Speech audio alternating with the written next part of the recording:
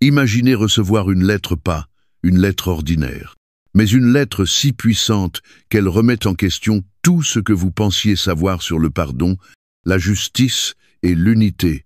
Il ne s'agit pas d'un simple discours théologique ou d'un recueil sec d'instructions morales.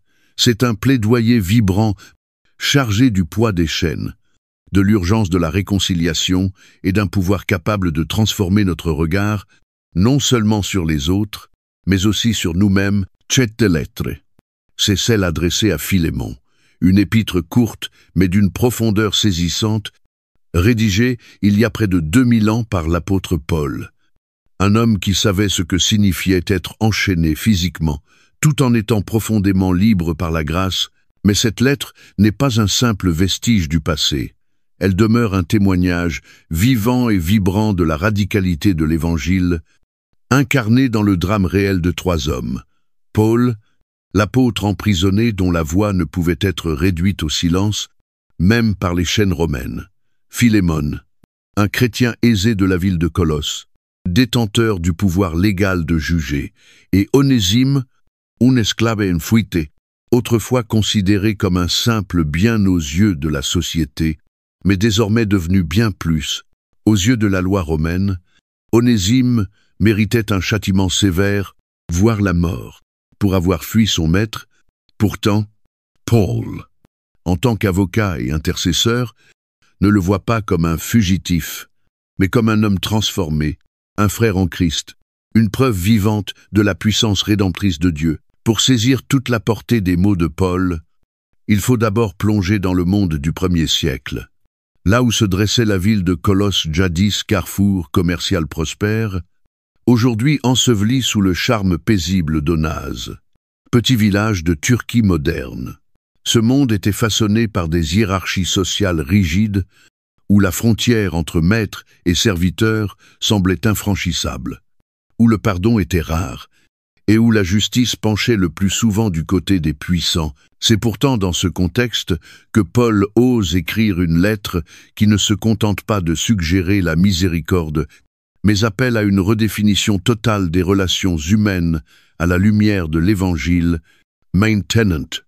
Imaginez Philémon, tenant cette lettre entre ses mains, le cœur déchiré entre les attentes de la société et l'amour radical que prêchait Paul. Pourra-t-il renoncer à son droit légitime de rendre justice et accueillir Onésime non plus comme un esclave, mais comme un frère? Pourra-t-il s'élever au-dessus des normes profondément enracinées de sa culture et incarner la grâce du Christ? Cette lettre nous oblige à affronter les mêmes questions aujourd'hui. À quoi ressemble le vrai pardon lorsque nous avons été blessés?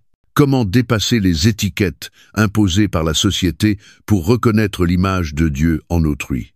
Et vivons-nous réellement comme un seul corps uni en Christ, là où la grâce l'emporte sur les statuts? Si vous avez déjà eu du mal à pardonner, si vous vous êtes déjà retrouvé déchiré entre justice et miséricorde, si vous vous êtes un jour demandé si la guérison était réellement possible, alors cette lettre est pour vous. L'histoire de Philémon n'est pas un simple récit ancien, c'est une invitation qui vous est adressée aujourd'hui, une invitation à entrer dans la puissance transformatrice de l'Évangile, et une question demeure. Lorsque ce message vous parvient, l'accueillerez-vous? Si votre réponse est oui, écrivez « oui » en commentaire pour affirmer que vous placez votre confiance dans le plan de Dieu. Amen. Avant de commencer, nous vous invitons à cliquer sur « J'aime » et à vous abonner à la chaîne. Ce voyage, c'est celui de la parole de Dieu racontée avec le cœur et la foi. Chaque geste de soutien, aussi simple soit-il, nous encourage profondément et permet à la parole du Seigneur de toucher d'autres cœurs en quête de vérité et d'espérance. Maintenant, embarquons ensemble dans l'histoire spéciale du jour, là où les pages de la Bible prennent vie, avec profondeur et lumière. Pour saisir pleinement la portée de l'appel de Paul dans sa lettre à Philémon, il nous faut d'abord emprunter le chemin de la vie extraordinaire de celui qui l'a écrite, un homme dont la transformation fut si radicale qu'elle continue encore aujourd'hui d'inspirer et de bousculer les croyants. Paul n'était pas un auteur ordinaire. Sa vie était le reflet vivant de la grâce infinie de Dieu. Lui qui fut autrefois l'incarnation même du zèle religieux, maniant la loi avec une poigne de fer, a été brisé, refaçonné, puis embrasé par l'évangile même qu'il cherchait à anéantir. Son histoire n'est pas simplement celle d'une rédemption personnelle, mais celle d'une intervention divine, un témoignage éclatant que personne n'est hors de portée de la miséricorde de Dieu et que le plus acharné persécuteur de la foi peut devenir son plus fervent défenseur. Avant de devenir Paul, l'apôtré, il était Saul de Tarse, un homme de privilèges et de pouvoir, profondément enraciné dans les traditions du judaïsme, né dans une famille juive pieuse à Tarse, centre intellectuel, florissant de l'Empire romain. Saul était citoyen romain de naissance et pharisien parmi les pharisiens. Philippiens 3, 5. Formé avec rigueur à la loi de Moïse sous la direction du célèbre rabbin Gamaliel. Actes 22, 3. L'un des érudits les plus respectés de son époque, son savoir des Écritures était sans égal, son zèle pour Dieu incontestable, et son attachement à la loi inébranlable. Pourtant, dans sa ferveur à défendre les traditions de ses ancêtres, Saul fut consumé par une justice mal orientée, croyant que cette nouvelle secte, ses adeptes autoproclamés de la voie, représentait une menace hérétique contre la pureté d'Israël. Avec un cœur embrasé par le fanatisme religieux, Saul devint la terreur de l'Église naissante. Il ne se contentait pas de combattre ce mouvement, par les mots il cherchait à l'éradiquer. Il était présent lorsque Étienne, le premier martyr chrétien, fut traîné hors des murs de la ville et lapidé. Saul approuvait. Spectateur volontaire, alors que le sang d'un fidèle serviteur du Christ se mêlait à la poussière. Acte 7, 58. Et pourtant, voir Étienne mourir avec un visage resplendissant comme celui d'un ange. Acte 6, 15. Prononçant des paroles de pardon au milieu de l'agonie, acte 7, 60, aurait dû ébranler les convictions de Saul. Mais au lieu de cela, sa rage s'intensifia. Sa mission était claire, anéantir les disciples de Jésus, coûte que coûte. Muni de lettres officielles d'autorité du grand prêtre, Saul prit la route de Damas. Déterminé à emprisonner tous ceux qui portaient le nom du Christ, la route s'étendait devant lui, la poussière s'élevant sous les sabots de son cheval, son esprit focalisé sur son objectif, mais soudain, une lumière aveuglante venue du ciel déchira le ciel, l'entourant d'un éclat que nulle source terrestre ne pouvait produire. Acte 9, 3. Il tomba à terre, son corps entier tremblant, son souffle coupé par la puissance de l'instant, puis une voix retentit claire, « Inconfondable », empreinte d'une autorité divine qui transperçait son âme. « Saül, Saul, pourquoi me persécutes-tu » Acte 9, 4. Ce n'était pas qu'une voix, c'était une confrontation, un jugement céleste. En cet instant, tout ce sur quoi il avait bâti, sa vie s'effondra. Il croyait servir Dieu, et voici que Dieu lui-même révélait qu'en réalité, Saul faisait la guerre contre lui. Son esprit devait tourbillonner. Comment cela était-il possible? Le Messie était donc venu. Celui que ces gens proclamaient comme le Seigneur ressuscité était bel et bien vivant. Tremblant, Saul ne put que murmurer une question désespérée, une question qui allait bouleverser son destin à jamais. « Qui es-tu » Seigneur, acte 9, 5. Et la réponse vint, brisant les fondements de tout ce qu'il croyait. « Je suis Jésus, que tu persécutes. » En un éclair, celui qui pensait servir Dieu comprit qu'il s'opposait à lui, ses yeux s'ouvrirent à la vérité, mais physiquement, il fut aveuglé, marchant à tâtons dans l'obscurité, tandis que ses compagnons le conduisaient en ville pendant 3 jours. Il ne mangea ni ne but.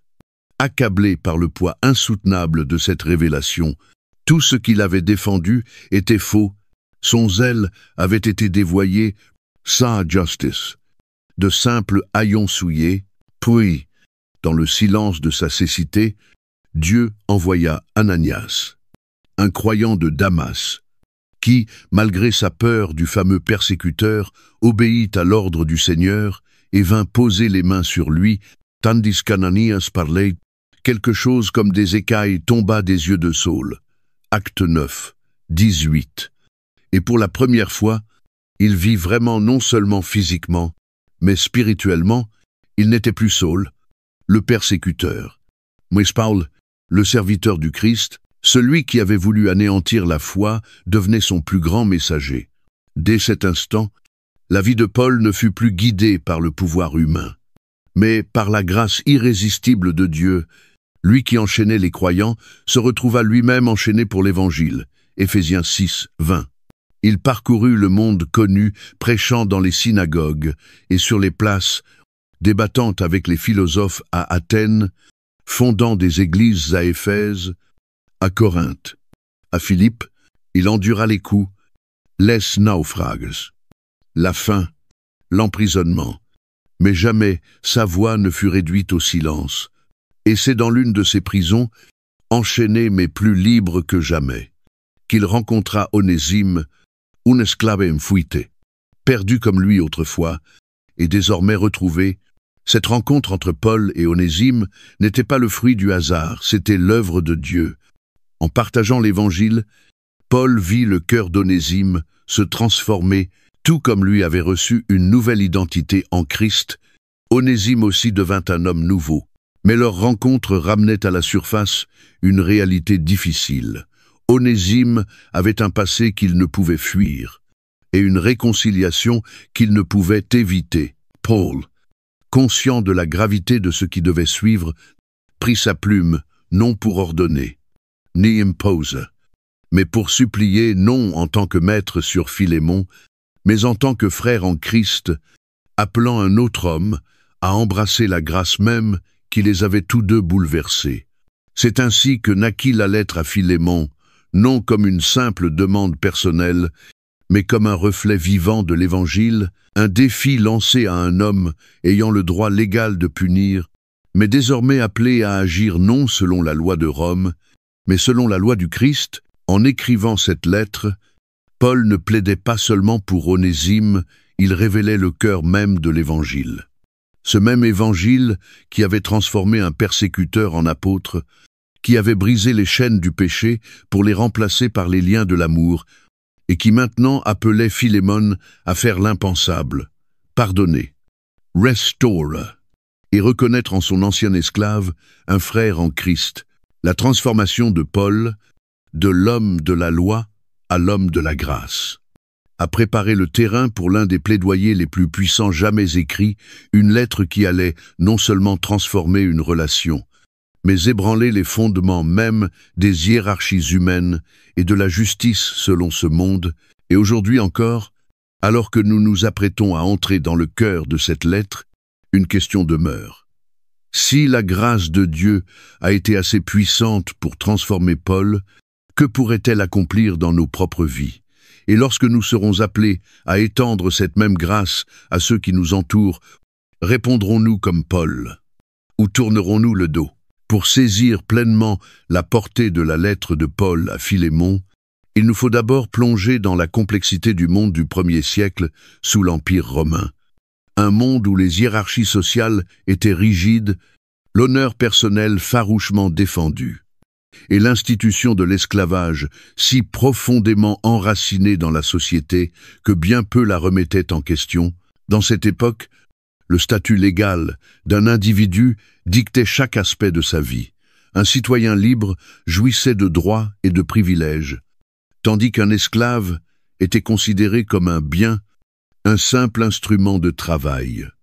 Entièrement soumis à la volonté de son maître, c'est dans ce monde, régi par le pouvoir et le contrôle, que Paul écrivit une lettre aussi révolutionnaire que contre-culturelle, une lettre capable de redéfinir la nature même des relations au sein de la jeune Église, et au cœur de cette lettre se trouve un drame, à la fois intime et profondément spirituel, l'histoire d'Onésime, esclave enfuite, et de Philémon, son maître. Pour comprendre toute la gravité de la situation d'Onésime, il nous faut d'abord reconnaître la dure réalité de l'esclavage romain. Contrairement à l'esclavage racialisé des siècles suivants, l'esclavage sous Rome ne reposait pas sur l'origine ethnique, mais résultait plutôt de la guerre, de la pauvreté extrême ou d'une naissance dans la servitude. Un esclave pouvait être un précepteur grec cultivé, un artisan habile, un ouvrier des champs ou un domestique attaché aux besoins quotidiens d'une famille aisée. Pourtant, quelle que soit leur fonction, ils étaient perçus comme des biens, non comme des personnes soumis à l'autorité totale de leur maître. Un esclave en fuite, surtout s'il était soupçonné de vol ou d'insubordination, s'exposait à des conséquences terribles. La loi romaine accordait au maître un pouvoir absolu, incluant le droit de battre, marqué au fer rouge, voire mettre à mort. Aucune protection juridique, aucune voie d'appel, n'existait, seulement la clémence ou la colère de celui qui possédait. C'est dans ce contexte qu'apparaît Onésime, dont le nom signifie « utile », mais qui, aux yeux de son maître, était devenu tout le contraire, par désespoir, par rébellion ou peu, être dans un élan de quête de liberté. Il avait fui la maison de Philémon à Colosse, emportant peu, être des biens pour financer sa fuite. Ce faisant, il avait brisé la confiance de son maître et mis sa vie en péril. Chaque pas loin de la maison de Philémon était un pas vers un possible châtiment mortel, un fardeau qui devait peser lourdement sur ses épaules, jour après jour. Mais voilà qu'un événement extraordinaire se produit par un concours de circonstances, ou plutôt par la providence divine. Onésime se retrouve auprès de Paul, l'apôtre emprisonné dont l'enseignement bouleversait le monde, non par la violence ou le pouvoir politique, mais par un message radical de rédemption, de réconciliation et d'un amour inébranlable en Christ. Comment Onésime est-il parvenu jusqu'à Paul? L'Écriture ne le dit pas clairement. Est-il venu chercher de l'aide? A-t-il entendu parler de ce maître spirituel et cherché refuge? Ou bien, comme Paul le laisse entendre plus tard, Dieu aurait-il orchestré cette rencontre pour un dessein plus grand? Quoi qu'il en soit, le jour où Onésime rencontra Paul, sa vie prit un tournant irréversible, car il ne reçut pas simplement un abri ou des conseils, il reçut l'Évangile. Et quelle transformation ce fut! Celui qui n'était qu'un esclave, un fugitif, un bien perdu, devint soudainement un frère en Christ, un héritier du royaume de Dieu, une preuve vivante de la puissance de la grâce. En cet instant, son statut d'esclave fugitif s'effaça devant sa nouvelle identité d'enfant de Dieu. Comme Paul l'écrira plus tard aux Galates, il n'y a plus ni juif ni grec, il n'y a plus ni esclave ni libre. Il n'y a plus ni homme ni femme, car tous, vous êtes un en Jésus-Christ. Galates 3, 28. Onésime n'était plus simplement un serviteur en fuite au passé trouble. Il était un homme pardonné, une âme rachetée, un croyant transformé par la même grâce qui, autrefois, avait renversé la vie de Paul. Mais si le salut renouvelle le cœur, il n'efface pas pour autant les conséquences du passé. Onésime avait rencontré Christ, mais il portait encore les cicatrices d'une histoire non résolue. Il ne pouvait ignorer les liens qu'il avait brisés, ni les blessures laissées derrière lui. La justice humaine le rattrapait, mais l'appel à la réconciliation, si central dans l'Évangile, l'interpellait encore plus fort. Et Paul, conscient que la foi sans les actes est vaine, que la repentance véritable exige le courage de faire face à son passé, accomplit un geste bouleversant. Il renvoya Onésime à son maître. Pour un esclave en fuite, revenir de son plein gré était presque impensable. C'était une décision à contre-courant, un acte qui semblait promettre la catastrophe. Philémon allait-il le punir, le marquer, l'enfermer? Ou pire encore, sa conversion aurait-elle la moindre valeur aux yeux de celui qui détenait légalement autorité sur lui? Onésime avait toutes les raisons de craindre ce qui l'attendait à Colosse, et pourtant, fort de la foi nouvelle qu'il avait trouvée en Christ, il obéit. Il ne revient pas comme un fugitif implorant la pitié, mais comme un croyant, confiant que la grâce qui avait transformé son cœur pouvait aussi transformer celui de l'homme qui l'avait offensé. Mais Onésime ne revint pas seul. Dans ses mains, il portait une lettre de Paul à Philémon. Un appel non seulement à la miséricorde, mais à quelque chose de plus grand encore, la réconciliation. Paul, cet homme qui avait jadis persécuté l'Église, qui avait reçu une grâce inimaginable sur le chemin de Damas, intercédait maintenant pour un ancien esclave, suppliant Philémon de dépasser les limites de la loi romaine et de reconnaître la vérité profonde de l'Évangile, et Paul n'imposa rien. Il n'usa pas de son autorité apostolique pour commander, il n'ordonna pas à Philémon de pardonner, il fit appel à quelque chose de plus haut à l'amour, à la foi, à l'essence même de ce que signifie appartenir à Christ. Il rappela à Philémon sa propre condition devant Dieu, la grâce qu'il avait lui-même reçue et la réalité que, dans le Christ, les distinctions sociales s'effacent et dans un geste de sacrifice personnel bouleversant, Paul alla jusqu'à proposer de régler toute dette d'Onésime, écrivant « S'il t'a fait quelque tort ou s'il te doit quelque chose, et mets cela sur mon compte. » Philémon 1, 18, ces paroles, simples mais d'une profondeur inouïe, résonnent comme le cœur même de l'Évangile. Tout comme Christ a pris sur lui la dette de l'humanité, payant le prix de faute qu'il n'avait pas commise, Paul, ici, se tient dans la brèche pour Onésime, incarnant le message qu'il prêchait, non seulement par des mots, mais par des actes.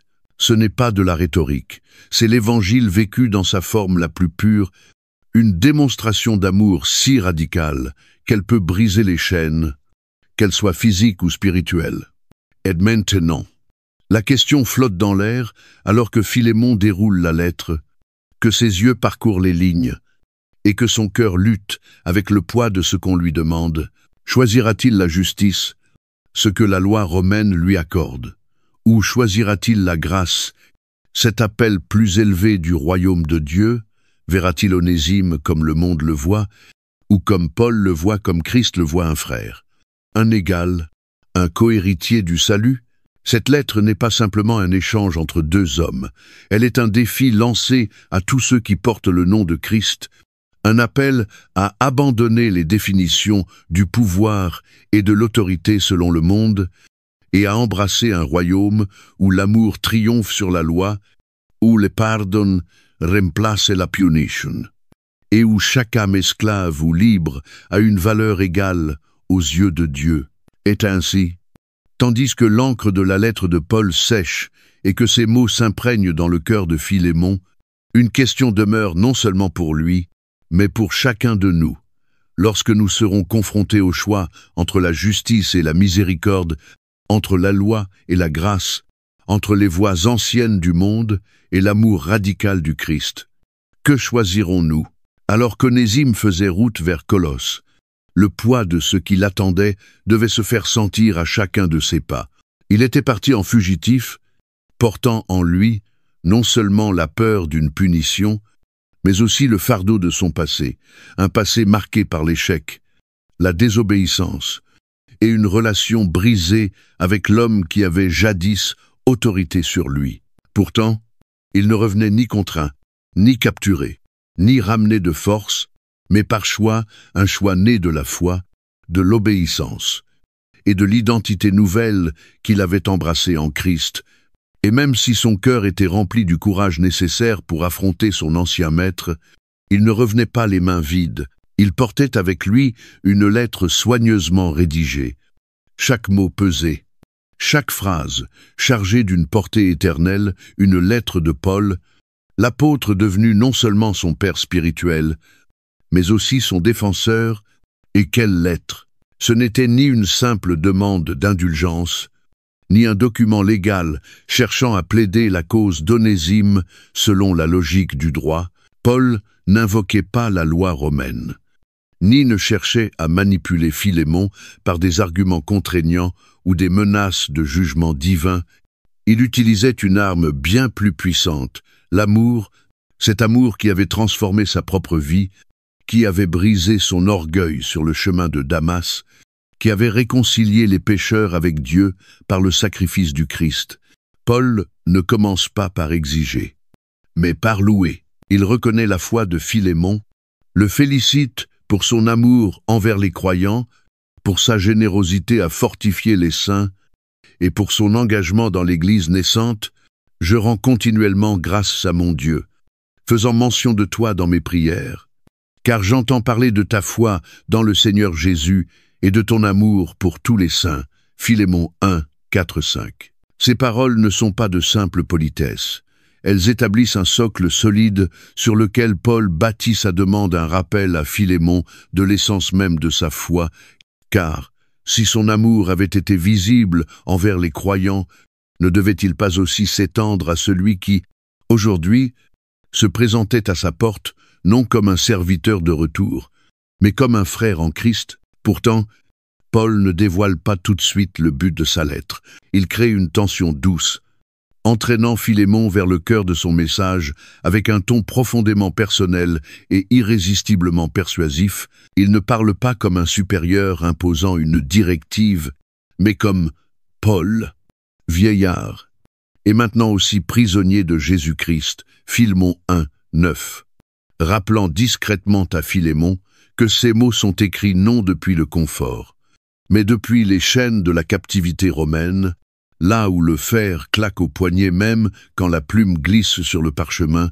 Son appel n'est pas un ordre, mais une supplication née d'un amour sincère. Et enfin, il prononce le nom au centre de tout cela, Onésime, mais il ne l'introduit pas comme un esclave en fuite, ni comme un serviteur devant retrouver sa place. Il l'appelle « mon enfant, que j'ai engendré dans les chaînes ». Philémon 1 dit. Par ces mots, Paul fait quelque chose de bouleversant. Il redéfinit l'identité d'Onésime, non selon son statut juridique, ni à la lumière de ses fautes passées, mais selon la réalité de sa transformation en Christ. Il n'est plus simplement un esclave, ni un bien appartenant à Philémon, il est un fils spirituel. Un homme régénéré par la foi, une personne dont la valeur dépasse ce que la loi romaine aurait pu reconnaître. Cependant, Paul n'occulte pas la gravité de ce qui s'est passé. Il admet qu'Onésime avait été inutile, sans doute en référence à sa fuite, mais aussi à son nom, qui signifie ironiquement « utile ». Pourtant, désormais, affirme Paul, il est devenu véritablement utile non seulement à Philémon, mais aussi à lui-même, car durant son séjour auprès de l'apôtre, il est devenu un frère en Christ, un compagnon d'œuvre pour le royaume. Autrefois, il t'a été inutile, mais maintenant, il est utile à toi et à moi. Philémon 1, 11. Et ici, Paul introduit une tension que Philémon ne peut ignorer. Je te le renvoie. Louis, une partie de moi-même. Philémon 1, 12. Il ne s'agit plus d'un simple maître retrouvant son esclave, mais d'un homme recevant une part du cœur de Paul. L'intensité de cette déclaration ne pouvait laisser Philémon indifférent. Comment rejeter celui que Paul chérissait autant? Comment renvoyer ou punir celui que l'apôtre appelait son propre fils? Paul révèle ensuite sa propre renonciation, bien qu'il eût préféré garder Onésime auprès de lui, qui le servait dans ses chaînes. Il n'a pas voulu agir sans l'accord de Philémon. Philémon 1, 13-14.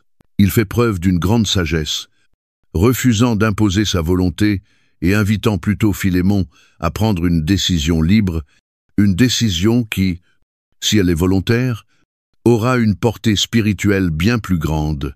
Puis, dans un élan d'inspiration divine, il propose une perspective bouleversante. Peu a-t-il été séparé de toi pour un temps, afin que tu le retrouves, pour l'éternité non plus comme un esclave, mais comme un frère bien-aimé. Philémon 1, 15-16. Ces mots dévoilent le mystère de la providence divine, cette main invisible qui transforme la douleur des séparations en dessein de grâce. Et si la fuite d'Onésime n'était pas une simple rébellion, mais l'élément d'un plan supérieur, Et si cette perte apparente n'était que le prélude d'un gain éternel, ce que Philémon percevait comme une offense, Paul le recadre comme une opportunité non seulement de retrouver un serviteur, mais d'accueillir un frère, non seulement pour cette vie, mais pour toujours. Mais Paul ne s'arrête pas là. Il va encore plus loin, demandant à Philémon d'accueillir Onésime comme s'il s'agissait de lui-même. « Si donc tu me tiens pour ton ami, reçois-le comme moi-même. » Philémon 1, 17. Les implications sont stupéfiantes. Philémon serait-il prêt à traiter Onésime, son ancien esclave, avec la même considération, le même respect et le même amour qu'il réserverait à Paul? Pourrait-il mettre de côté son statut social, ses droits, ses attentes, et voir cet homme comme Christ le voit? Et enfin, dans un acte d'une grâce bouleversante, Paul écrit « S'il t'a fait quelque tort ou s'il te doit quelque chose, mets cela sur mon compte. » Philémon 1, 18. Paul devient ici plus qu'un intercesseur, il se fait substitut. Il porte le poids d'une dette qui n'est pas la sienne. Ce n'est pas simplement une faveur. C'est une forme d'expiation, un écho saisissant de ce que Christ fit pour l'humanité, prendre sur lui la dette du péché et payer de son propre sang ce que nous ne pouvions rembourser. La lettre de Paul n'est pas seulement un plaidoyer pour la réconciliation, elle est un témoignage vivant du pouvoir transformateur de l'Évangile, un appel à l'amour radical, un défi lancé pour briser les carcans des logiques humaines et entrer dans la plénitude du royaume. La réponse de Philémon ne déterminerait pas seulement le sort d'un homme. Elle révélerait ce qu'il croyait véritablement à propos de la grâce, de la fraternité et de la croix du Christ. Et maintenant, alors que le parchemin repose entre ses mains, qu'Onésime se tient devant lui. Le choix appartient à Philémon, un choix dont la portée dépasse sa propre maison. Le monde observerait. Le message de l'Évangile est-il vraiment assez puissant pour transformer les cœurs? Philémon choisirait-il ses droits ou la grâce? Agirait-il selon Rome ou selon le Christ? Verrait-il un esclave ou embrasserait-il un frère? La réponse à cette question ne retentirait pas seulement dans les murs de sa maison, elle résonnerait jusque dans l'éternité. Lire la lettre à Philémon simplement comme un document historique, une requête personnelle entre deux individus, reviendrait à passer à côté de sa signification la plus profonde et la plus transformatrice. Karin son Keur. Cette lettre est bien plus qu'un appel à l'indulgence ou une invitation pour un maître à reconsidérer le traitement d'un esclave en fuite. Elle est un témoignage vivant et vibrant de la puissance de l'Évangile. Un évangile capable de briser les divisions humaines, de redéfinir l'identité et d'appeler les croyants à une manière de vivre radicalement nouvelle. Dans cette vie nouvelle, le pardon n'est plus une option, mais une nécessité, et la réconciliation n'est plus un simple acte de bonté, mais un reflet du cœur même de Dieu. Le pardon est central à la vie chrétienne, non pas parce qu'il est facile ou naturel, mais parce qu'il est le fondement même de notre relation avec Dieu.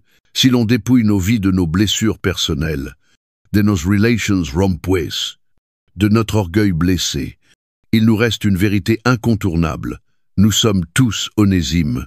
Chacun de nous, à un moment ou un autre, a fui, que ce soit par défi ou par peur, nous éloignant du Créateur.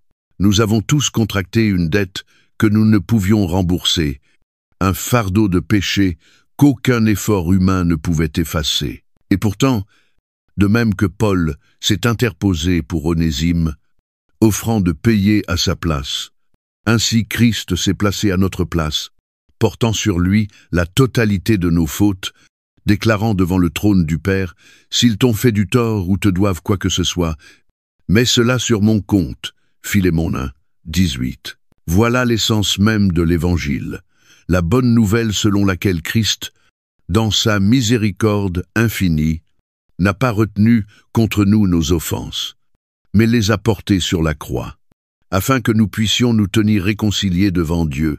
Celui qui n'a point connu le péché, il l'a fait devenir péché pour nous, afin que nous devenions en lui justice de Dieu. 2 Corinthiens 5, 20 et 1. Le parallèle entre l'intercession de Paul pour Onésime et celle du Christ pour l'humanité est saisissant non seulement par sa profondeur théologique, mais aussi par ses implications concrètes pour notre manière de vivre. Si nous avons été pardonnés d'une dette infinie, si nous avons été réconciliés avec Dieu malgré notre indignité, alors comment pourrions-nous refuser ce même pardon à ceux qui nous ont blessés? La requête de Paul ne visait pas simplement à résoudre un conflit privé ou à apaiser les tensions sociales de l'Église de Colosse. Elle représentait une remise en cause directe des fondements mêmes de la société romaine, une confrontation au système de pouvoir, de propriété et de hiérarchie qui régissait l'ordre établi, en demandant à Philémon de recevoir Onésime non plus comme un esclave, mais bien mieux qu'un esclave, comme un frère bien-aimé. Philémon 1, 16. Paul ne plaidait pas uniquement pour la liberté d'un homme. Il proclamait que, dans le Christ, toute structure sociale qui classe, divise ou réduit la valeur d'un être humain est devenue caduque. Une telle affirmation portait en elle des implications révolutionnaires, car si Philémon devait accueillir Onésime comme un frère, cela transformerait non seulement leur relation, mais pourrait également établir un précédent puissant dans la jeune Église, et au-delà, c'est pourquoi la lettre à Philémon ne doit pas être considérée comme une simple note de bas de page théologique, mais comme un manifeste spirituel qui continue de défier les croyants d'aujourd'hui. Elle nous pousse à sonder nos cœurs, à nous demander si nous regardons encore les autres à travers le prisme du monde ou à travers les yeux du Christ. Persistons-nous à diviser, à catégoriser, à nourrir nos rancunes et à maintenir des murs que Christ a pourtant renversés, ou bien, à l'image de Paul, sommes-nous prêts à devenir des intercesseurs, des bâtisseurs de ponts, des hommes et des femmes qui refusent que la rupture ait le dernier mot? Jésus lui-même a rendu cela explicite lorsqu'il enseigna à ses disciples la nécessité du pardon. Si vous pardonnez aux hommes leurs offenses, votre Père céleste vous pardonnera aussi. Mais si vous ne pardonnez pas aux hommes, votre Père ne vous pardonnera pas non plus vos offenses. Matthieu 6, 14-15. Il ne s'agit pas d'un conseil, c'est un ordre divin, un appel clair à refléter la miséricorde que nous avons reçue. Refuser de pardonner, ce n'est pas seulement rejeter un autre être humain, c'est rejeter la nature même de Dieu, nier l'œuvre du Christ, et ériger des murs là où il nous appelle à bâtir des ponts. Mais le pardon n'est qu'un commencement. La réconciliation, la restauration pleine et entière d'une relation brisée est un appel encore plus élevé, qui requiert non seulement un changement de cœur, mais un changement d'attitude. Paul ne demandait pas à Philémon de simplement renoncer à punir Onésime. Il l'appelait à l'accueillir, à l'embrasser comme un égal, à l'aimer comme un frère, et ce faisant, à témoigner de la puissance transformatrice de l'Évangile. La réconciliation ne se résume pas à une simple tolérance ni à une acceptation forcée. Elle est bien plus que l'absence d'hostilité, elle est la présence active de l'amour. Les mots de Paul résonnent comme l'écho même de la mission du Christ, venu non seulement pour réconcilier l'humanité avec Dieu, mais aussi pour réconcilier les hommes entre eux, comme il l'écrit aux Éphésiens, car c'est lui, notre paix, lui qui des deux peuples n'en a fait qu'un, en abattant le mur de séparation, afin de créer en lui-même, avec les deux, un seul homme nouveau, en établissant la paix, et de les réconcilier l'un et l'autre avec Dieu en un seul corps par la croix. Éphésiens 2, 14-6. En Christ, chaque mur de division, qu'il soit ethnique, social ou lié au passé, a été abattu. Et à sa place, une famille nouvelle est née. Une famille dans laquelle personne n'est supérieur ou inférieur, mais où tous sont unis par la même grâce. Et pourtant, ceci ne demeure pas une vérité abstraite, c'est un défi lancé à chaque croyant, à chaque époque, vivre selon la réalité du royaume et non selon les standards du monde. C'est un appel à examiner nos propres vies et à nous demander qui sont les Onésimes que nous refusons de pardonner, qui sont ceux que nous tenons encore à distance, incapables de les reconnaître comme famille en Christ, Où laissons-nous la fierté, la blessure ou le ressentiment prendre le dessus sur l'appel à la réconciliation? La réponse de Philémon à la lettre de Paul ne nous est pas révélée dans l'Écriture, mais l'histoire suggère qu'il accepta bel et bien Onésime comme un frère. Certaines traditions vont jusqu'à dire qu'Onésime devint plus tard un responsable de l'Église, peut être même évêque d'Éphèse, un témoignage saisissant de la puissance de la rédemption, non seulement dans sa vie personnelle, mais aussi dans le corps du Christ, si cela est vrai. Alors, ce qui avait commencé comme une relation brisée entre un maître et son esclave s'est transformé en une histoire du dessein souverain de Dieu, élevant celui qui avait été considéré comme un simple bien matériel à un rôle de leadership spirituel. Voilà ce que fait l'Évangile. Il inverse les attentes du monde, il élève les humbles, il restaure ce qui était perdu, et il appelle ceux qui furent rejetés à devenir porteurs de la gloire de Dieu. Et ainsi, alors que nous méditons sur cette lettre, nous devons nous interroger. Sommes-nous prêts à laisser l'Évangile transformer non seulement notre relation personnelle avec Dieu, mais aussi notre manière de voir et de traiter les autres? Sommes-nous prêts à être réconciliés, non seulement avec lui, mais avec ceux qui nous entourent? Sommes-nous prêts à voir les gens non comme le monde les définit, mais comme Christ les a rachetés? Car, au final, la lettre à Philémon ne parle pas seulement d'un esclave et de son maître. Elle parle de chacun de nous. Elle parle d'un Dieu qui nous appelle à pardonner lorsque nous préférerions garder nos rancunes, d'un Sauveur qui prend notre place et paye nos dettes, et d'un royaume où nul n'est au-delà de la rédemption, où l'amour triomphe de la loi et où la réconciliation n'est pas une simple option, mais un mandat divin. Et alors que la lettre de Paul continue de résonner à travers les générations, une question demeure non seulement pour Philémon, mais pour chacun d'entre nous, face à l'injustice, à la blessure, à la division. Répondrons-nous comme le monde l'attend? Ou répondrons-nous comme Christ l'a commandé? La lettre à Philémon est bien plus qu'une requête privée en faveur du pardon. C'est une confrontation silencieuse mais audacieuse avec les structures sociales profondément ancrées du monde romain, un défi lancé au tissu même d'une société où la hiérarchie, le pouvoir et la propriété définissaient les relations humaines en son cœur. L'appel de Paul ne concerne pas uniquement la décision d'un homme.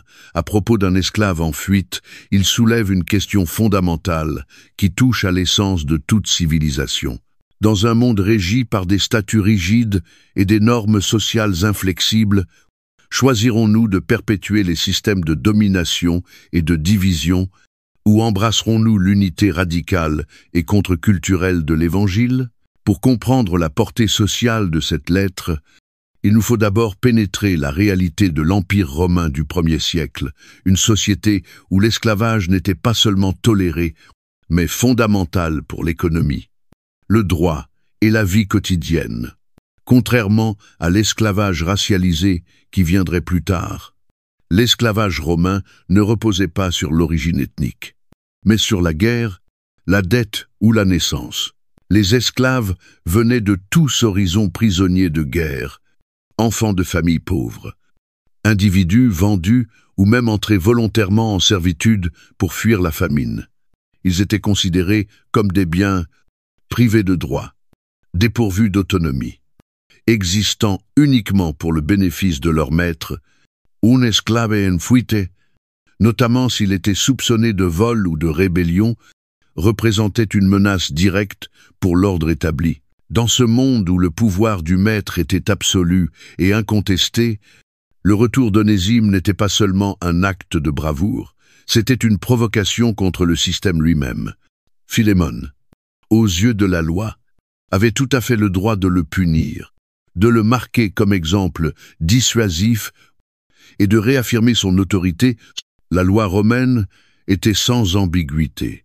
Un esclave n'avait pas d'existence indépendante, pas d'identité en dehors de son rôle assigné, et pourtant, Paul, vieil homme enchaîné, prisonnier de l'Empire mais libre dans l'esprit, demande à Philémon d'abandonner tout ce que la société lui a enseigné sur la propriété, le statut et la justice, pour voir Onésime non pas selon les normes du monde, mais selon le regard du Christ.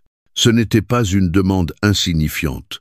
C'était une invitation à entrer dans une réalité où les derniers sont les premiers, où le serviteur est élevé, où le puissant dépose son autorité, non par la force, mais par amour.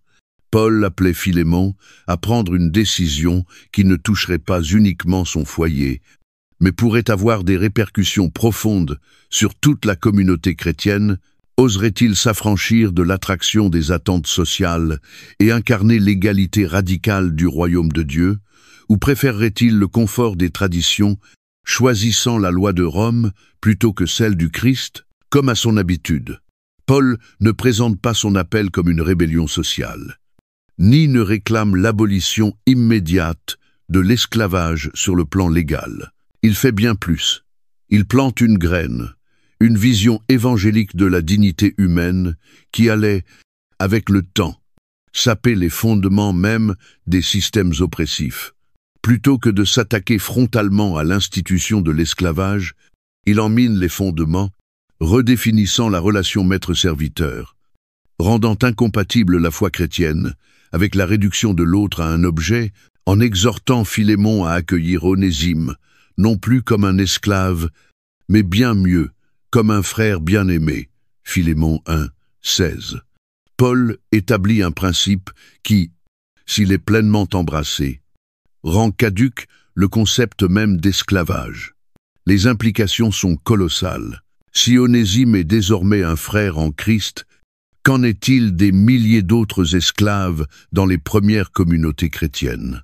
Si le maître doit désormais voir son serviteur comme son égal devant Dieu, comment l'institution de l'esclavage pourrait-elle subsister? Paul n'a pas eu besoin de décréter un manifeste politique. Il a introduit un principe du royaume si puissant qu'il ébranlerait tôt ou tard les fondations même de l'Empire, mais ce défi ne s'arrête pas au premier siècle.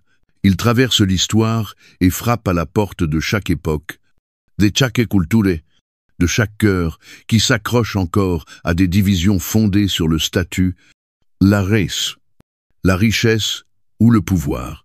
L'esprit qui entretenait l'esclavage romain vit encore aujourd'hui dans les murs que nous érigeons entre nous, dans les préjugés qui influencent notre regard, dans les systèmes qui élèvent certains et écrasent d'autres, dans les rancunes que nous refusons de lâcher et dans les justifications que nous construisons pour éviter la réconciliation.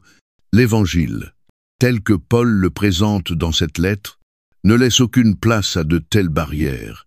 Il nous appelle à quelque chose de plus grand, de plus risqué, de plus exigeant, la mort de notre orgueil et la naissance d'une vie nouvelle, une vie où le pardon est radical, où l'unité est non négociable et où l'amour n'est pas une idée abstraite, mais une action qui renverse les attentes du monde.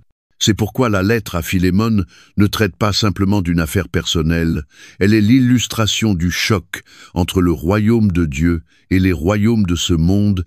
Paul savait que les structures humaines ne seraient pas renversées par la force ou la révolution, mais par l'avancée discrète, inlassable, d'un peuple transformé par l'esprit, un peuple qui ne définirait plus les autres selon les échelles sociales, mais selon la croix du Christ.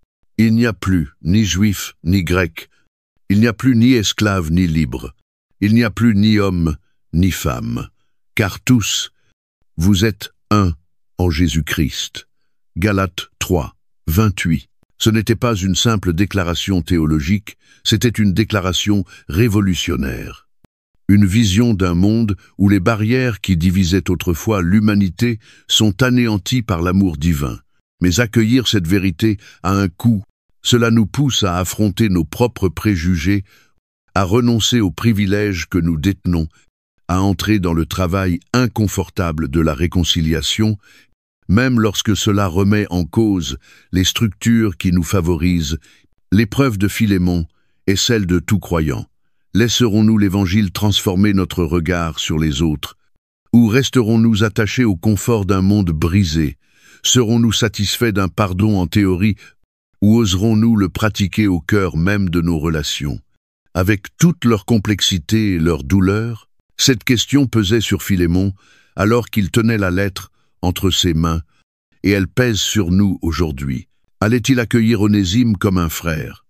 Non pas en paroles seulement, mais par des actes concrets. Oserait-il défier les attentes de son époque pour incarner l'Évangile d'une manière qui change tout?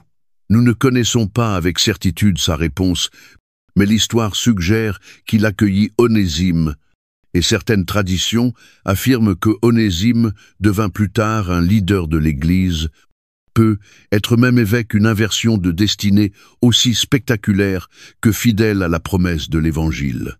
Les derniers seront les premiers. Matthieu 20, 16. Et ainsi, le défi demeure, le monde continue d'ériger des murs, de tracer des lignes, de catégoriser et de diviser, mais l'Évangile nous appelle à les abattre. L'histoire de Philémon ne parle pas seulement d'un maître et de son esclave, elle parle de chacun de nous, elle parle de nos choix.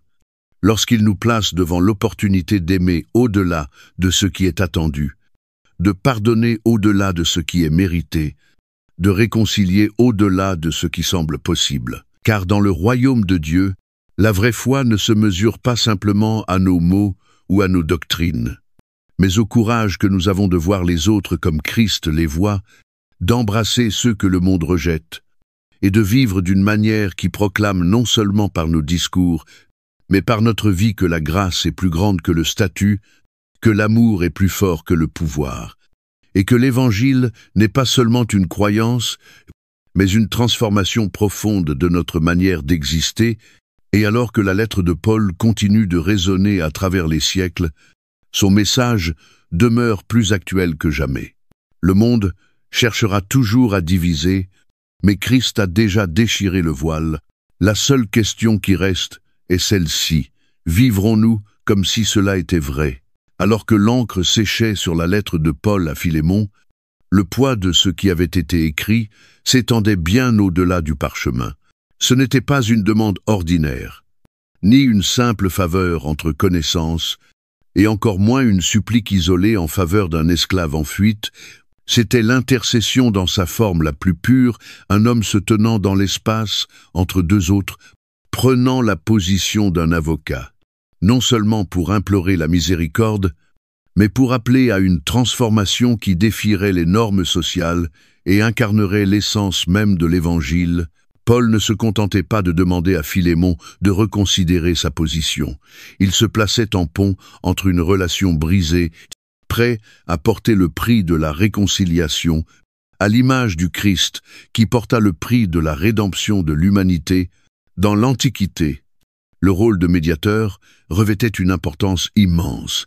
Intercéder signifiait prendre responsabilité, s'aligner sur le sort d'un autre, se tenir à la place de celui qui, sans intervention, n'aurait pu être aucun espoir de restauration.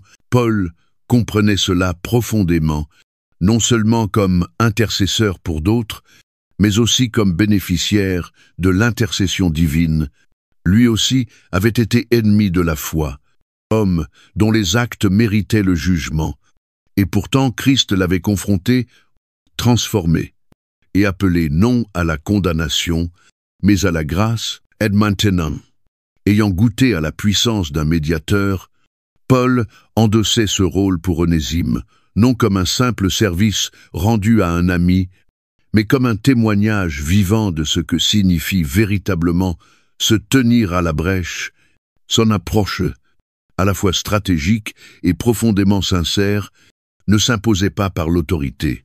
Bien qu'il eût le droit, en tant qu'apôtre, d'homme commander, il préférait l'appel du cœur. Bien que j'aie en Christ toute liberté de te prescrire ce qui est convenable, c'est au nom de l'amour que je préfère t'adresser une demande. Philémon 1, 8, 9. En cela, Paul révèle la puissance de la véritable intercession. Elle ne force pas, ne manipule pas, n'exige pas par contrainte, mais elle élève l'autre, l'invite à répondre à un appel supérieur, enraciné, non dans la loi, mais dans l'amour transformateur du Christ. Et puis, dans un geste d'abnégation qui reflète le cœur même de l'Évangile, Paul fait quelque chose d'extraordinaire. Il ne se contente pas de demander à Philémon de pardonner Onésime. Il s'offre à assumer lui-même toute dette, qu'elle soit matérielle ou relationnelle. S'il t'a fait du tort ou s'il te doit quelque chose, mets cela sur mon compte. Philémon 1, 18. Ce ne sont pas des mots vides, c'est une déclaration puissante de sa volonté de porter le coup de la réconciliation, un écho direct des paroles du Christ sur la croix, quand il prit le péché de l'humanité et en paya le prix total. Mais cette intercession n'était pas sans risque. Paul savait que Philémon pouvait encore choisir de faire valoir ses droits, de rejeter la requête, d'imposer la loi romaine à Onésime, et ce faisant, de rejeter non seulement un ancien esclave, mais aussi l'appel profond de l'Évangile. Pourtant, l'intercession véritable ne cherche pas la garantie du résultat. Elle agit parfois. Elle s'avance dans la confiance que la grâce de Dieu touchera les cœurs, que les graines de la réconciliation porteront du fruit, et que celui qui reçoit l'appel répondra non avec intérêt personnel, mais avec la volonté de suivre la voie plus haute. Le rôle de Paul comme médiateur dans cette lettre est un miroir du rôle que Christ joue pour chaque croyant, car de même que Paul s'est tenu entre Onésime et Philémon, ainsi Christ se tient entre nous et le Père, comblant le fossé creusé par le péché, plaidant pour nous, offrant de porter le coup de notre rédemption. L'Épître aux Hébreux exprime cette vérité avec clarté. C'est aussi pour cela qu'il peut sauver parfaitement ceux qui s'approchent de Dieu par lui, étant toujours vivant pour intercéder en leur faveur. Hébreux 7, 25. Le Christ, comme Paul, n'intercède pas en appelant à la stricte justice, car la justice seule exigerait la condamnation. Il intercède pour la miséricorde, la réconciliation, la restauration non selon nos mérites, mais selon son amour et son sacrifice, et pourtant, l'intercession n'est pas réservée au Christ, ni aux apôtres, elle est l'appel de tout croyant. Nous ne sommes pas seulement les bénéficiaires de la grâce. Nous sommes appelés à en être les instruments, à nous tenir à la brèche pour les autres, à prier, à plaider, à nous engager en faveur de ceux qui ne peuvent s'exprimer pour eux-mêmes. L'exemple de Paul nous pousse à nous interroger. Qui, dans nos vies, a besoin d'un intercesseur? Qui se tient au seuil du rejet, accablé par ses fautes, dans l'attente que quelqu'un dise « S'il t'a offensé, mets cela sur mon compte » Peut-être s'agit-il d'un ami ou d'un proche tombé en disgrâce, que le monde considère comme irrécupérable. Peut-être est-ce même un ennemi, quelqu'un qui nous a profondément blessés, mais que Dieu nous appelle à rencontrer non avec rancune, mais avec un geste de réconciliation. Peut-être est-ce un inconnu victime d'injustice, prisonnier du silence ou de l'oppression, quelqu'un sans voix, qui attend qu'un croyant se lève, et parlant son nom. L'intercession est un chemin difficile. Elle exige humilité, sacrifice, et une disposition à porter le poids de la restauration d'un autre. Elle suppose parfois l'incompréhension, l'oreillette, et le fait de porter des charges qui ne sont pas les nôtres. Mais c'est le chemin du Christ. C'est le chemin de Paul. C'est le chemin de tous ceux qui ont été transformés par la grâce et qui désirent désormais la transmettre. L'intercession de Paul pour Onésime n'était pas un simple geste de bienveillance. C'était une proclamation vivante de ce à quoi ressemble le royaume de Dieu. Un royaume où les exclus sont accueillis, où les dettes sont effacées, où l'amour triomphe de la loi et où les relations sont restaurées, non par la force, mais par le renoncement de soi au profit de l'autre. Est ainsi. Alors que nous méditons sur cette lettre, nous sommes confrontés à un appel à la fois profondément personnel et universel.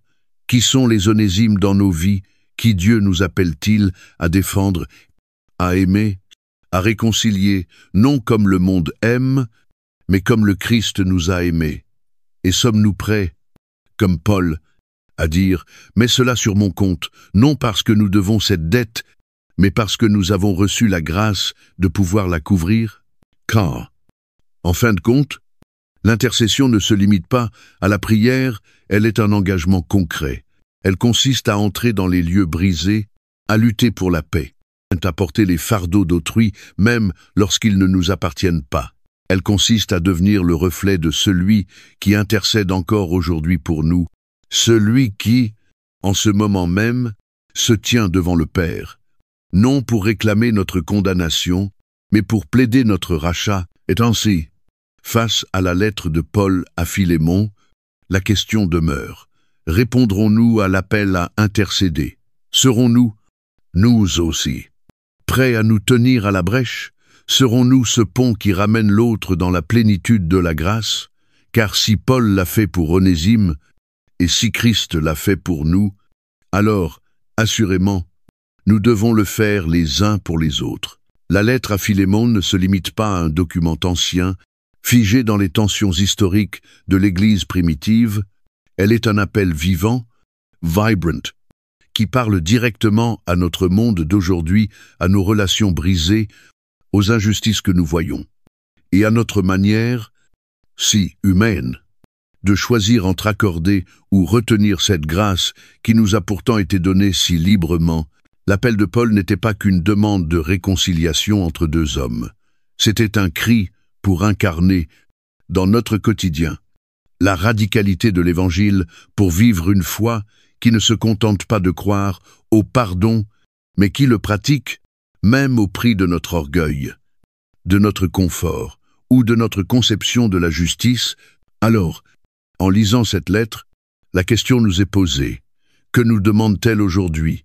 Quels murs devons-nous abattre? Quels ressentiments devons-nous laisser tomber? Quels actes de réconciliation devons-nous embrasser?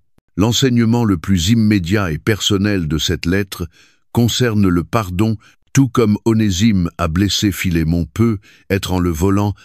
Certainement, en trahissant sa confiance, nous connaissons tous des situations où la confiance a été rompue, où nous avons été blessés, et où la justice humaine exigerait réparation plutôt que réconciliation, mais la supplication de Paul transperce nos réflexes de vengeance et nous invite à voir, non avec les yeux du monde, mais avec ceux du Christ, supportez-vous les uns les autres. Et, si l'un a sujet de se plaindre de l'autre, pardonnez-vous réciproquement. De même que Christ vous a pardonné, pardonnez-vous aussi. Colossiens 3, 13. Ce n'est pas une invitation à oublier le passé, ni à excuser le mal, mais un appel divin à libérer notre cœur de l'emprise de l'amertume, à reconnaître que nous avons reçu une grâce imméritée, et que nous sommes appelés à la transmettre, même et surtout lorsque cela nous semble impossible. Mais la lettre ne s'arrête pas au pardon, elle exige davantage, la réconciliation. Il y a une différence entre dire « je te pardonne » et dire « je t'accueille à nouveau dans ma vie », non comme un étranger, mais comme un frère ou une sœur en Christ. Paul ne demandait pas simplement à Philémon de renoncer à punir Onésime, il l'exhortait à l'aimer, à le restaurer, à le recevoir non comme un esclave repentant, mais comme un égal devant Dieu. Cela reflète le cœur même de l'Évangile, dans lequel Jésus ne se contente pas de pardonner les pécheurs, mais les adopte dans sa famille, les appelant cohéritiers du royaume. Romains 8, 17.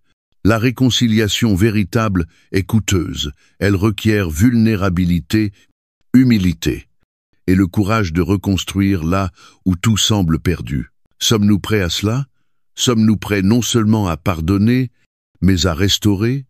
Non seulement à relâcher notre colère, mais à ouvrir les bras à celui qui nous a blessés?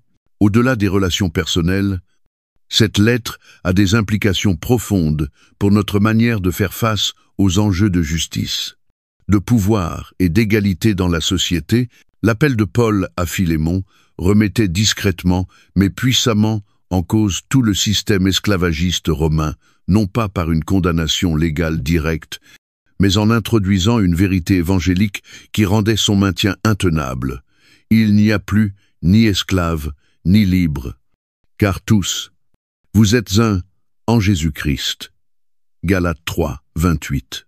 Ce principe ne détruisait pas immédiatement l'institution, mais il semait une graine, révélant que l'Évangile ne laisse aucune place à l'oppression, qu'il renverse les hiérarchies du monde et établit un royaume où tous sont égaux devant Dieu. Cela soulève des questions brûlantes pour notre époque. Où permettons-nous encore à des systèmes injustes de perdurer parce qu'ils nous arrangent? Luttons-nous pour la justice là où d'autres n'ont pas de voix, comme Paul l'a fait pour Onésime? Ou restons-nous silencieux, craignant de troubler notre confort? Regardons-nous les gens selon leur statut, leur richesse, leur passé ou selon le regard du Christ? La lettre à Philémon nous confronte à la vérité de notre foi. Croyons-nous vraiment à l'égalité radicale de l'Évangile, ou sommes-nous satisfaits de laisser subsister les divisions parce qu'elles nous sont utiles, dans nos lieux de travail, nos familles, nos églises? Cette lettre nous appelle à un nouveau regard sur l'autre. Elle invite l'employeur à reconnaître la dignité de ses employés comme cohéritiers en Christ. Elle invite l'Église à accueillir ceux qui ont échoué, non par le jugement, mais par la restauration. Elle appelle la famille à briser les cycles de rancune et à choisir l'amour plutôt que l'éloignement. Il est facile de s'interroger sur la réponse de Philémon, mais la véritable question n'est pas la sienne. C'est la nôtre. Comment répondrons-nous? L'intercession de Paul en faveur d'Onésime nous invite non seulement à pratiquer la réconciliation dans nos propres relations, mais aussi à devenir nous-mêmes intercesseurs, à nous tenir à la brèche pour ceux qui n'ont pas de voix, à défendre ceux qui ne peuvent se défendre et à œuvrer activement pour la guérison dans un monde fracturé par la division. Qui sont les Onésimes de notre société actuelle?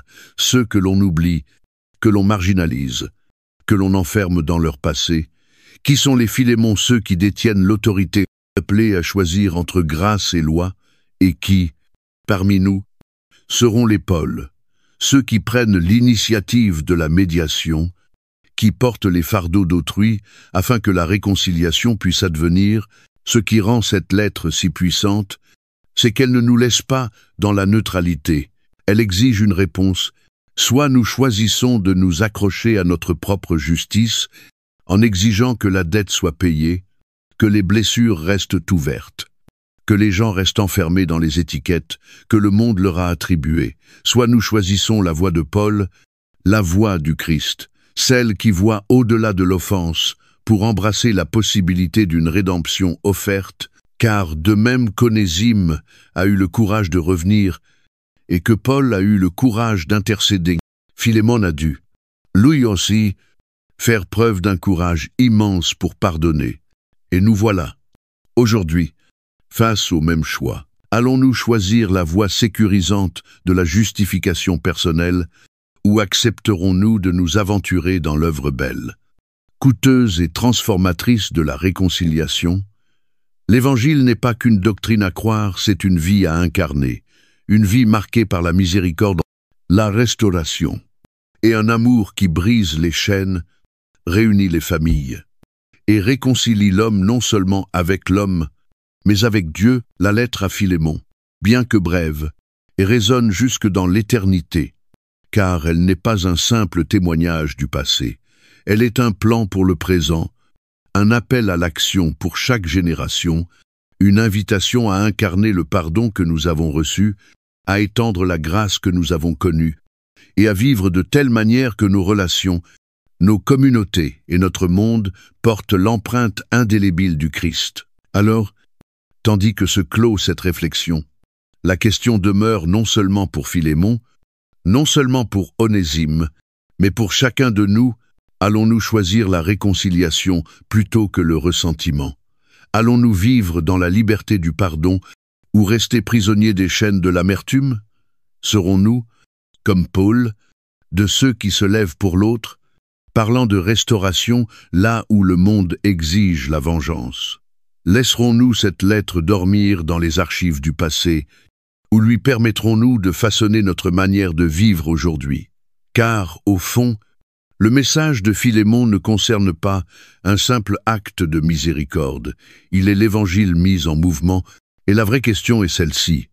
Aurons-nous le courage de vivre comme si cette puissance était réelle? Alors que les échos des paroles de Paul résonnent encore, la force de son message demeure aussi percutante aujourd'hui qu'elle l'était lorsque Philémon déroula pour la première fois cette lettre ancienne entre ses mains. Il ne s'agissait pas d'une simple requête personnelle, ni d'un échange entre trois hommes pris dans les tensions de la société romaine, mais d'une déclaration intemporelle sur la puissance de l'Évangile, une puissance capable de transformer les relations, de guérir les blessures, et de réécrire des histoires que tout semblait voué à la rupture. La lettre à Philémon se dresse comme un phare de grâce radicale, une invitation à une nouvelle manière de vivre où l'amour triomphe du statut, où la miséricorde l'emporte sur le désir de représailles, et où la réconciliation n'est pas un simple idéal, mais une réalité vécue. Les implications de cette lettre dépassent largement le cadre de la maison de Philémon.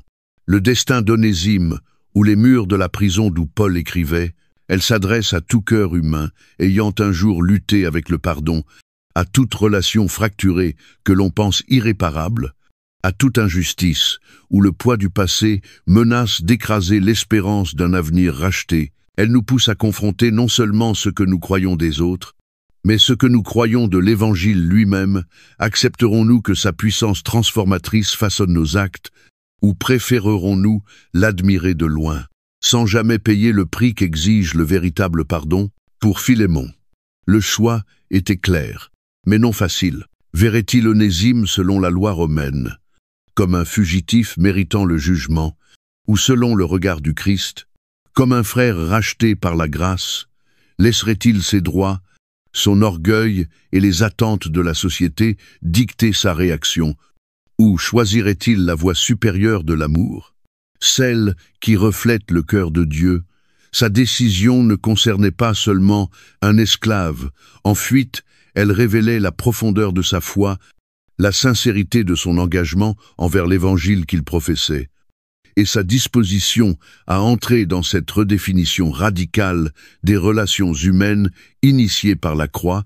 Mais cette question n'appartient pas qu'à Philémon, elle est aussi la nôtre.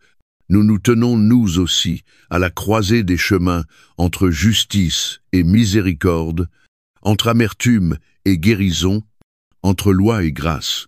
Nous avons entre nos mains le pouvoir de libérer ou de retenir, d'étendre une main de réconciliation ou de nous accrocher au confort du ressentiment. Nous sommes appelés à dépasser les barrières que l'histoire, la culture ou l'orgueil ont dressées pour voir l'autre non comme le monde le définit, mais comme Dieu le voit, aimé, racheté, renouvelé en Christ.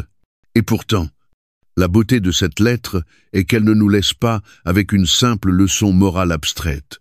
Elle nous offre un exemple incarné de ce qu'est la véritable intercession, le vrai plaidoyer, la vraie réconciliation. Elle nous rappelle que le pardon n'est pas un sentiment, mais une action, que la grâce n'est pas un concept, mais un appel, et que la réconciliation ne se limite pas à régler les différends du passé, mais à entrer dans un avenir où les relations sont restaurées et où l'amour du Christ redéfinit notre manière de regarder les autres. Elle nous enseigne que, même si le monde réclame la justice, Dieu nous appelle à quelque chose de plus grand, à un amour qui dépasse l'offense, à une miséricorde qui défie la logique humaine, à une unité en Christ qui fait tomber chaque mur, mais peut être que l'enseignement le plus fort de cette lettre, c'est que la réconciliation n'est pas un espoir passif, mais une démarche active. Paul ne s'est pas contenté de prier pour que Philémon et Onésime se réconcilient. Il a pris sa plume. Il s'est tenu à la brèche. Il a mis en jeu sa réputation et ses ressources pour que la guérison ait lieu. En cela, il incarne le ministère même du Christ, qui n'a pas seulement désiré le salut de l'humanité, mais qui est entré dans notre brisure, a porté le poids de notre péché et a rendu la réconciliation possible par son propre sacrifice, comme il l'écrit ailleurs.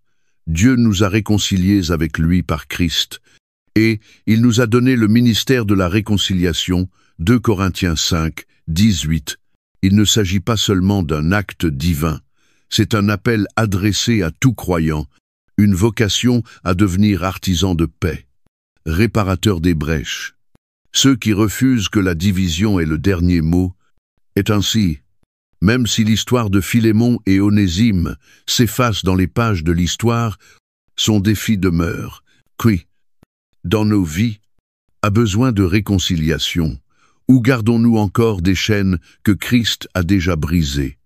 Sommes-nous prêts à nous tenir à la brèche, à plaider pour la miséricorde, là où le monde réclame le jugement, à porter les fardeaux d'un autre comme Christ a porté les nôtres? Car au fond, cette lettre ne parle pas seulement d'une maison antique, elle parle de nous, elle parle des choix que nous faisons, des relations que nous restaurons, du témoignage que nous laissons derrière nous. Philémon devait faire un choix, et nous aussi, serons-nous de ceux qui s'accrochent aux blessures anciennes, qui exigent réparation pour chaque tort, qui laissent les divisions du passé dicter notre avenir? Ou serons-nous, comme Paul, comme Christ, de ceux qui prennent à cœur l'appel à la réconciliation, à l'amour, à un pardon qui ne se contente pas d'absoudre, mais qui restaure, car dans le royaume de Dieu, l'héritage véritable d'une vie bien vécue ne se mesure ni en richesse accumulée, ni en pouvoir exercé, mais dans l'amour partagé, les liens restaurés, les chaînes brisées, et la grâce étendue non seulement par les mots, mais dans les actes, et tandis que cette lettre continue d'être lue, méditée, vécue, son héritage perdure un héritage non de division, mais d'unité, non de jugement, mais de miséricorde, non de brisure, mais de plénitude, non de rejet, mais d'accueil. Que nous ayons tous le courage de vivre selon cet héritage. Merci de nous avoir accompagnés jusqu'à la fin de cette vidéo. Chaque récit biblique est un chemin de retour vers Dieu, discret mais puissant, qui nourrit notre foi jour après jour. Si ce voyage a touché votre cœur, cliquez sur « J'aime » pour partager ce message, et abonnez-vous pour continuer à explorer avec nous d'autres histoires pleines de sens. À très bientôt dans notre prochaine vidéo. Que Dieu vous bénisse, vous et votre famille.